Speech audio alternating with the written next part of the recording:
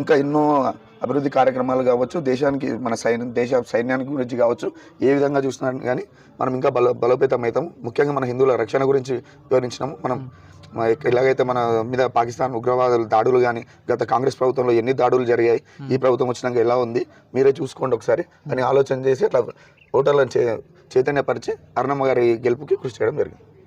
ఇంకొకటి బీజేపీ అది కులాల పార్టీ అనే కొన్ని విమర్శలు కూడా వస్తుంటాయి రోజుగా, అది ఎట్లా ఖండిస్తారు?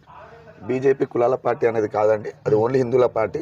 ఆ విధంగా చూసుకుంటే ఇప్పుడు వేరే ఇతర రాష్ట్రాల్లో కావచ్చు, మన రాష్ట్రంలో కావచ్చు, ముస్లింలకు కానీ అంటే నాట్ హిందువులకు కాకుండా వేరే మతస్థులకు కేంద్ర ప్రభుత్వ పథకాలు అమలు అవ్వట్లేదా? అవుతున్నాయి కదండి. త్రిబుల్ తలాక్ తీసుకోవచ్చు మీరు, చాలా చోట్ల ఆవాస్ యోజన చూసుకోవచ్చు మీరు. యూపీ అక్కడ ముస్లిం మహిళలకు కానీ ఇలా చాలా మందికి ఇస్తున్నాం కదండి. ఒకవేళ కులం పార్టీ అయితే ఓన్లీ హిందువులకు మాత్రమే ఈ పథకాలు అందాలి కదా, వేరే మతస్థులకు ఎందుకు అందుతున్నట్టు? అది ఇతర రాజకీయ పార్టీలు వాళ్ళ లబ్ధి కోసం బీజేపీ మీద బురద జల్లే ప్రయత్నంలో భాగంగా ఓన్లీ ఇది హిందువులకు సంబంధించిన పార్టీ అని చెప్పేసి వాళ్ళ లబ్ధి కోసం ఇతర వేరే పార్టీ